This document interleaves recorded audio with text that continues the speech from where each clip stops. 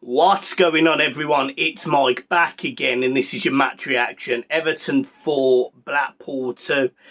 A game that Everton dominated pretty much for the majority of the game. However, some mistakes that would definitely need to be ironed out, and these are mistakes that we already know about. And Blackpool did a really good job at exasperating them. Is that the right word? I think that's the right word.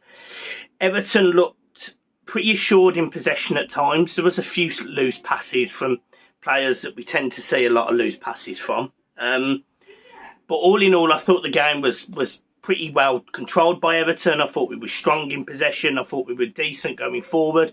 I felt like we knew what we were doing, as in like how to break through, how to play through the lines, and we looked all right. And it started early. It was some really good football. About 5 minutes in, ball comes over. Again, just good football, good play on the right-hand side. Ball comes across. Vitaly Mykolenko slots it home. Lovely little half volley. Makes it 1-0. A few minutes later, Tom Davies again. Ball comes over. Tom Davies again. Right position, right place. Makes it 2-0. And you sort of think, look, Everton are doing all right at this point. Everton were definitely in control of the game. No issues. Then, what can only be described as a Pickford mistake. Just before half-time, well, I say just before, about 4 minutes before half-time, he goes for a save, which I kind of think he could have stood up and saved it, but he didn't. He went for this save. He sort of flicked it, but it stayed up in the air. The Blackpool striker took 2 attempts, but got it in and made it 2-1. And then we go in for half-time, and there weren't many changes. Centre-backs were changed. Mason Holgate and Michael Keane come on. Mason Holgate, I thought, played well. Michael Keane is Michael Keane. You never quite know what you're going to get with Michael Keane. But, yeah, he came on for Yuri Mina and Ben Godfrey, who I would probably say are the first-choice pairing. It's good to see Mina getting some game time, not seeming to break down every 2 minutes. Seems to be having a decent pre-season in terms of fitness.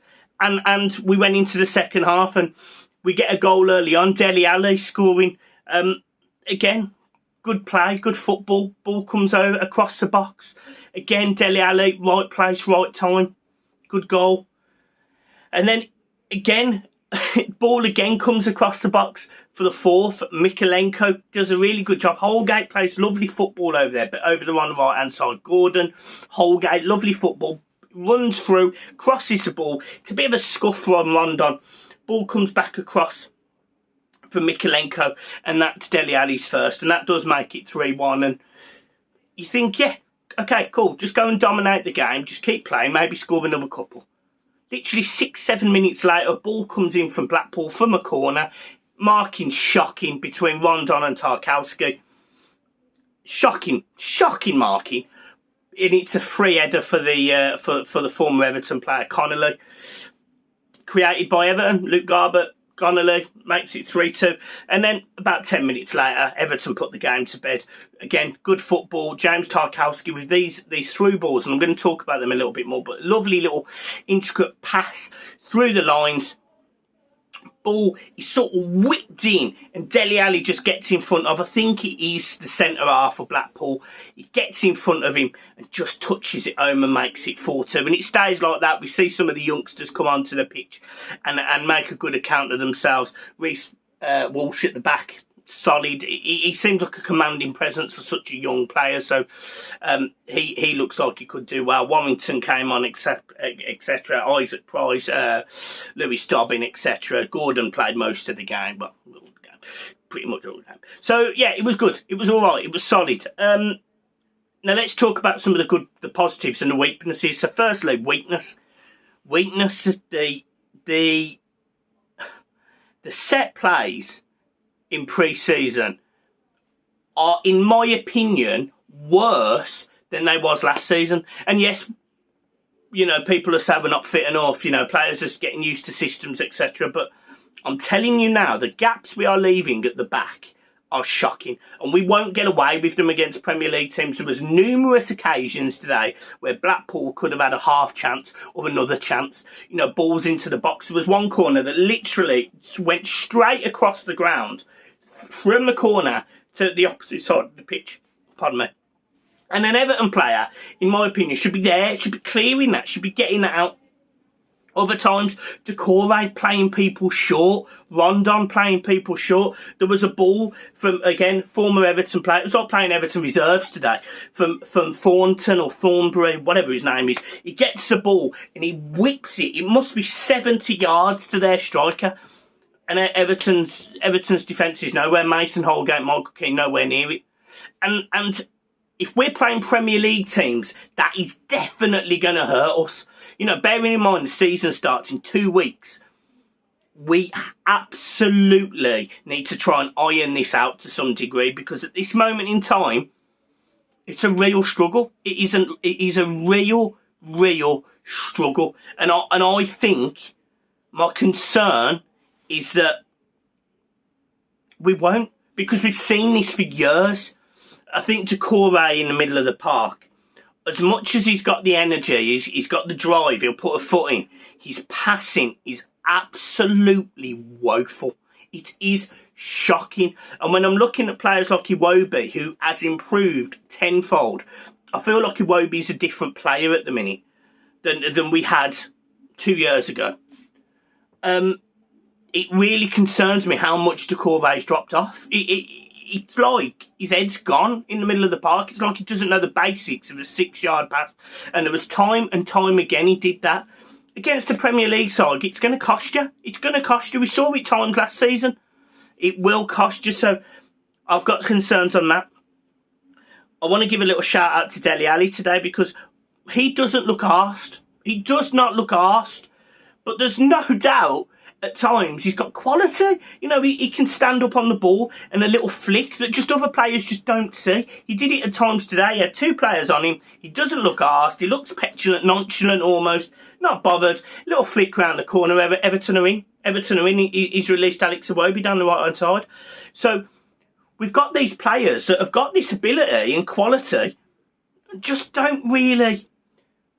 Dele Alli almost, in my opinion, should replace Rondon as the second choice striker at the minute, because Dele Alli does have this ability to just be in the right space at the right time in the box. Yes, we saw him miss an absolute sitter midweek against Minnesota. We saw that.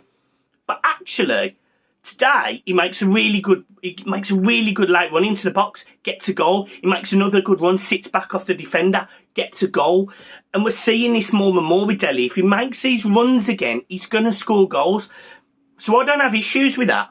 It's the price tag that comes with these appearances. You know, if he scores 5 goals in 10 games and we have to pay 10 million, I'm fine with that.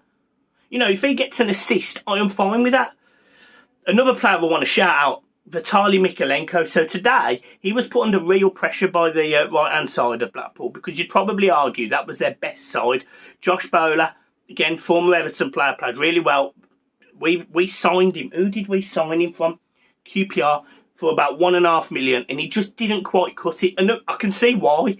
Not because he's not a quality lad, but he doesn't use his right foot at all. Literally, he's all left foot. You can read him like a book, because if he doesn't get to the byline, he'll turn and cross with his right foot, his left foot, or he will cut in and shoot. And trust me, from 25 yards, the kid's got an absolute ripper in his back pocket. He literally can twat a ball 25 yards, top corners, the works. Picked for that to be very, very alert for him on his left foot today. But Mykolenko read him by the end of the game. He read him. And in the end, Mykolenko did a really good job at carrying that ball out, linking up with Dele Alli or Anthony Gordon. He got an assist and a goal today, Mykolenko. And I feel like this is a guy that has adapted. And when he come in January, I was massively concerned. Massively. But actually, I feel really assured, because Lampard seems to be pushing him further up the pitch. And actually, his delivery is clever. He's got a little bit of a mindset where he waits. He doesn't just rush in. He will sit, he'll get the ball and he'll look for that pass.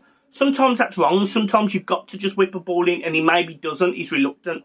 But actually, that mindset, that cleverness to take that step, very, very, very intelligent footballer. And actually, he should get more credit for that.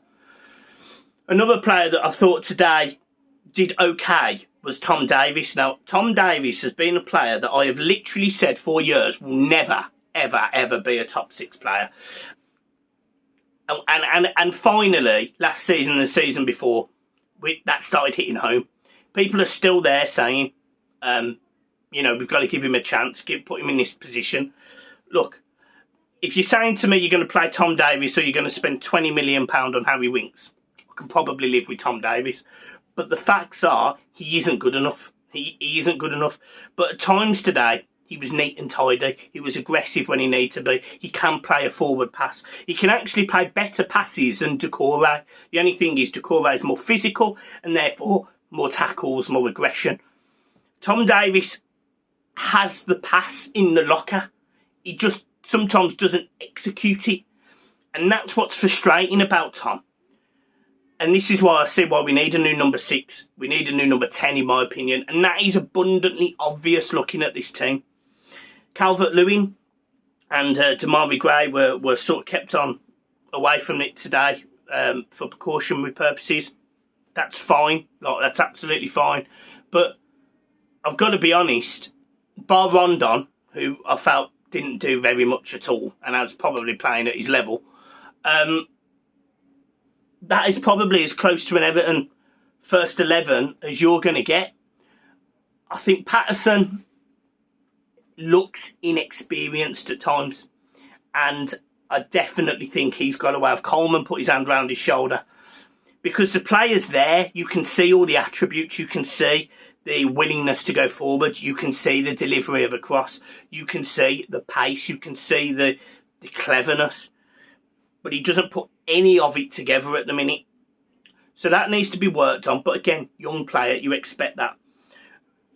The player who in pre-season has sort of blew me away is the young lad Mills, because he looks defensively able, he looks good going forward, and he looks sensible, as in he looks like he's got that ability to put that together. And my question is, if we knew we had this kid in the youth ranks, who in my opinion looks a good player, why spend £15 million on Nathan Patterson? I don't understand. And this is my frustration with Everton. There is players that come off the bench against Minnesota, against Arsenal today, who look like they can do more for this team than the millions of pounds we've spent. That's my worry, because we're almost getting to the point now where we're relying on either kids or players that aren't good enough. And this is why this transfer window has to start progressing. I've had it on good authority, and I'm sure many people have read this, that Lampard is not happy. He isn't. I understand this guy is not happy that they went to America and nothing got done while he was out there. He expected deals to be done, Kevin Thirlwell to iron out deals with the board, etc. Nothing was done. They negotiate over £5 million deals with Burnley for Maxwell Cornet, because Everton haven't got the 17 million to pay the release clause. You've got Nottingham Forest all of a sudden leapfrogging Everton in the race for that. It's pathetic, if I'm being brutally honest. It is absolutely pathetic. And one of the things I want to shout out is about this 27 campaign. A lot of people have criticised this campaign, and I am categorically telling you now that if I lived in Liverpool and it was accessible for me to literally just walk out my house, drive a couple of miles, park the car and be with them, I absolutely would, because I am fed up to my back teeth of this board and this structure that has been put in place from CEO level that is quite frankly pathetic. Because this club is really sleepwalking into another relegation fight, because we are 2 weeks away from the start of the season and we haven't strengthened when we need. James Tarkowski looks like our best centre-half, and I expected that. It looks like we're playing 3 at the back. I sort of expected that as well. It looks like we're going to push Mikalenko and Nathan Patterson or Seamus Coleman or whoever plays on the right-hand side further up the pitch, which is fine. But that midfield is so soft that Premier League teams would simply be able to play through it. It will be so easy to play through it, yet we're screaming and singing and shouting for a number 6, a number 8, a number 10. It's not here. It's not here. We're looking at wide players. We're looking at left backs. We're looking at another centre half. What is that about? What is that about? Everton need a robust centre midfielder who can do everything. Tackle, carry, score. I know it's not easy to get, but I'm telling you, if there's 40 million quid in a kitty somewhere, that's what you need to do. If there isn't 40 million quid in a kitty, then go and beg Chelsea for a loan to buy for someone like a Loftus-Cheek who can do that role. You know, people have been sitting there saying, oh, Everton are interested in Ross Barkley and Billy Gilmour. Wouldn't surprise me if they come in next week. I don't want either of them. I don't want either of them. Do I think Billy Gilmour improves his side? Possibly. That's a possible because it's a gamble. Do I think Ross Barkley does? He's played 8 times in 2 years. He didn't cut it at Villa. He looked good in 1 game for Villa. One game. So I have real issues with where we are right now, and while we're like this, while we are sort of in this bubble of looking at pre-season and then going into the season, having only signed 1 player and, you know, not really knowing what we can spend, I am concerned, big style concerned, and, you know, we seem to be linked with all of these players, and as soon as Everton are linked with them, another club is in. You know, and I do not get it. Do not get it. I think the biggest thing Everton need to do is shore up that midfield, because I think once you've shored up that midfield, we actually will score more goals because we'll be able to sit more forward up the pitch, which will allow less pressure going this way. If you've got a solid midfielder in the middle of that park, you know that when the ball goes to him, he's not going to lose control. He's not going to have that sloppy pass that Decore and Allen have both got in the locker. Every single midfielder in Everton's team has got that in a locker. You want a player that can get that ball and keep it. Do you remember like a Dembele when he was at Spurs, or a Declan Rice? I know I'm talking about players that would cost us millions, but we need someone who can do that on a shoestring budget. And that is a loan. That's a loan for a player who isn't getting into one of these teams. You know, we've been linked with players. We were linked with players like Ndombele before and a waste of time. You need someone who is solid, going to keep the ball, cheeky little pass off. That's what you need. And Everton are nowhere near that at the minute. Everton are not being linked with that type of player. And that is my concern. I don't know what Billy Gilmour does more that Tom Davies can't, and that's the level. That's what I'm talking about here. I'm not sitting there saying Tom Davies is a sensational midfielder, because he's not. He shouldn't be in the Premier League side. But the facts are, Gilmour played in a team barely that got relegated. He looked all right at Chelsea, but so did some of the players that Everton have had in that position over the years, and nothing's happened to him. So, you know, Ben Ingime was one. 17 years old, makes his debut against Chelsea. It looks absolutely sensational. We never see him again. So, we see these young players linked with us. And actually, if it's going to be a case of we can't go and get someone, it is definitely a gamble signing these young kids. But the problem is we've got enough has-beens. We've got enough was good enough at one point. We're nowhere near that now. Andre Gomez, Tom Davies, Decore, Allen, all 4 of them, I would literally not be bothered if they walked out the door. And I'm sure I've missed a few extra. I would not be bothered if all 4 of them left in the next week. I wouldn't even be bothered about taking transfer fees. Just get the wages off the books, because honestly, while Everton have those 4 midfield options, we are not going forward. Because what I noticed today, and this is what I wanted to touch on, is James Tarkowski has got that ability, like I mentioned when we signed him, he's got that ability to stop, look, and pick that pass. And he can do it over 20 yards. He can do it 30 yards. He can do it 70 yards. He has got that ability. It's not always going to come off, but at least he's looking at probing and playing through that lines. Imagine if you've got a midfielder who you can shoot that ball into, he can turn and then do that again, because you've got the Mikalenko further up on the left, the Nathan Patterson further on the right. You know, you've got your Calvert-Lewin and your Dele Alli running into the box. Everton look a different team. They look a more aggressive team. They look more solid. They look better. They look better going forward. But while that happens, is if there's a turnover in play, that 6 or that 10 or that 8 gets back into position, makes himself big, tries to go and win that ball again. And that is what we do, but the passing from Decore, Allen, Gomez, etc., is fucking shit. So, food for thought for a lot of people, and I know I've ranted a little bit, but there's not many positives. Today is a positive because we won. We won 4-2, but those 2 goals we conceded, plus the other opportunities that Blackpool had against a Premier League team, will make 5 or 6 goals. And we won't score 4 goals because the defending won't be that bad. So that game, quite easily, against an average Premier League side, a Villa, a Leicester, that game could have been 6-2 today. And it's simple things that are going to cost us.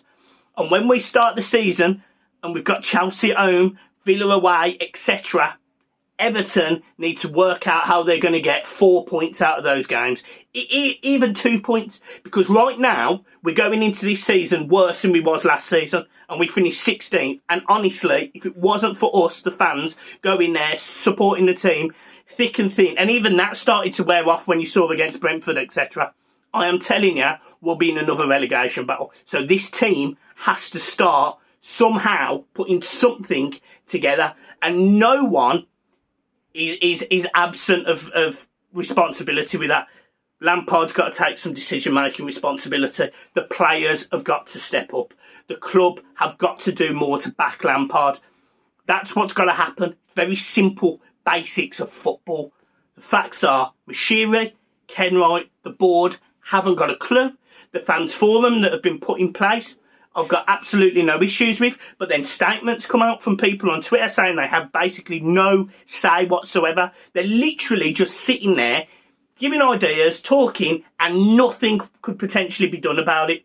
You've got protests outside the ground, which, trust me, I'm all for, but again, the board won't listen. So honestly, I don't know the answer to the enigma that is Everton Football Club, but as of right now, I am massively concerned about the start of the season. And I'm leaving it there. Guys, I'll see you soon. There will be more videos. I'm up and running now. Everything started the ball in motion. House is going the right way. You know, touch wood.